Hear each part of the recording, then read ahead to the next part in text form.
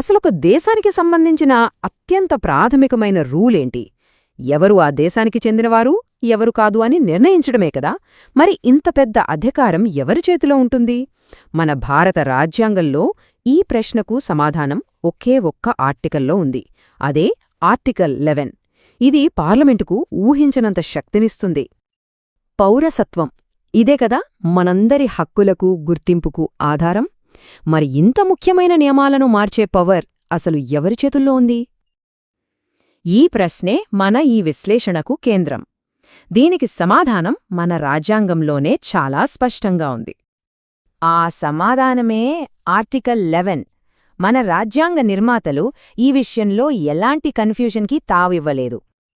అవును, పౌరసత్వానికి సంబంధించిన అన్ని విషయాలపై చట్టాలు చేసే సంపూర్ణ అధికారాన్ని భారత రాజ్యాంగం మన పార్లమెంటుకే ఇచ్చింది. ఈ మొత్తం సిస్టంకి ఆర్టికల్ 11 ఒక గుండెకాయలాంటిదన్నమాట. న్యాయ పరిభాషలో దీన్నే ప్లీనరీ పవర్ అంటారు, అంటే సంపూర్ణ అధికారం. సింపుల్గా చెప్పాలంటే పౌరసత్వమనే టాపిక్ వచ్చినప్పుడు పార్లమెంటు మాటే ఫైనల్. ఆ పరిధిలో దాని నిర్ణయానికి తిరుగులేదు. ఇంకా ఈజీగా అర్థం కావాలంటే ఆర్టికల్ 11 అనేది పౌరసత్వ చట్టాలకి సంబంధించిన ఒక అడ్మిన్ పాస్వర్డ్ అనుకోండి. ఈ పాస్వర్డ్తో పార్లమెంట్ ఏ రూల్నైనా మార్చొచ్చు, కొత్త రూల్స్ తీసుకురావచ్చు, లేదా పాత వాటిని పూర్తిగా తీసేయొచ్చు. సరే, ఈ పవర్ ఉంది, బానే ఉంది. కానీ ఇది ప్రాక్టికల్గా ఎలా పనిచేస్తుంది? రాజ్యాంగంలో ఉన్న మిగతా పౌరసత్వ ఆర్టికల్స్కి దీనికి సంబంధమేంటి? ఇక్కడే ఒక ఇంట్రెస్టింగ్ పాయింట్ ఉంది. ఆర్టికల్స్ 5 నుంచి 10 వరకు ఏం చేస్తాయంటే మన రాజ్యాంగం అమల్లోకి వచ్చిన రోజున ఎవరు భారతీయులో చెప్పాయి. అవి కేవలం ఒక స్టార్టింగ్ పాయింట్ అంతే. కానీ ఆర్టికల్ 11 అనేది ఒక కంటిన్యూస్ పవర్. అంటే ఆ స్టార్టింగ్ రూల్స్ను కూడా మార్చేగల శాశ్వత అధికారాన్ని పార్లమెంట్కి ఇస్తుందన్నమాట. అసలు ఈ పవర్ ఎంత పెద్దదో చూడండి.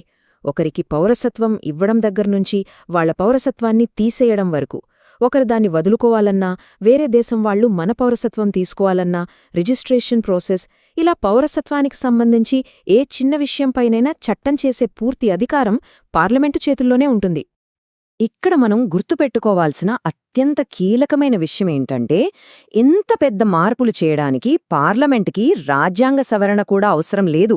కేవలం ఒక సాధారణ చట్టం ద్వారా సింపుల్ మెజారిటీతో పౌరసత్వ నియమాలనే మార్చేయొచ్చు. ఆర్టికల్ 11కి ఉన్న అసాధారణమైన శక్తి అది. సరే, ఇదంతా థియరీ. మరి ప్రాక్టికల్గా ఈ పవర్ని ఎప్పుడైనా వాడారా?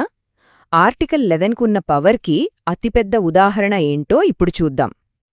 1955 ఇది ఒక చారిత్రాత్మక సంవత్సరం. ఆర్టికల్ 11 ద్వారా లభించిన అధికారాన్ని ఉపయోగించి పార్లమెంటు ఒక ల్యాండ్ మార్క్ చట్టాన్ని తీసుకొచ్చింది. ఆ చట్టమే 1955 పౌరసత్వ చట్టం. ఆర్టికల్ 11 అనేది అధికారమైతే ఈ చట్టం ఆ అధికారం యొక్క ప్రాక్టికల్ రూపం. ఈరోజు మన దేశంలో పౌరసత్వానికి సంబంధించిన దాదాపు అన్ని రూల్స్ ఈ చట్టం నుంచే వచ్చాయి. ఈ చట్టం పరిధి ఎంత పెద్దదో చూడండి. ఒకవైపు పుట్టుకతో వారసత్వంగా పౌరసత్వం ఎలా వస్తుందో చెప్తుంది. మరోవైపు పౌరసత్వాన్ని ఎలా వదులుకోవాలి, ప్రభుత్వం ఎప్పుడు రద్దు చేయగలదు, ఓసీఐ కార్డుల గురించి, విదేశీ పౌరసత్వంపై ఉన్న రూల్స్, ఇలా ఒక వ్యక్తి పౌరసత్వానికి సంబంధించిన ప్రతి స్టేజ్ని ఈ ఒక్క చట్టం కంట్రోల్ చేస్తుంది. చివరిగా ఒక ముఖ్యమైన ప్రశ్న. అసలు మన రాజ్యాంగ నిర్మాతలు ఇంత పవర్ని పార్లమెంటుకి ఎందుకిచ్చారు? దీని వెనుక ఉన్న ఆలోచనేంటి? లక్ష్యం ఒక్కటే, పౌరసత్వ చట్టాలు రాళ్లలా గట్టిగా మార్చడానికి వీల్లేకుండా ఉండిపోకూడదు. అందుకే ఈ సిస్టమ్ని కావాలనే ఫ్లెక్సిబుల్గా, అంటే మార్పులకు వీలుగా ఉండేలా డిజైన్ చేశారు. ఎందుకంటే కాలం ఎప్పుడూ ఒకేలా ఉండదు గదా. సోషల్, పొలిటికల్ పరిస్థితులు, ప్రపంచంతో మన సంబంధాలు ఇవన్నీ మారుతూ ఉంటాయి. వాటికి తగ్గట్టుగా దేశ చట్టాలు కూడా మారాలి.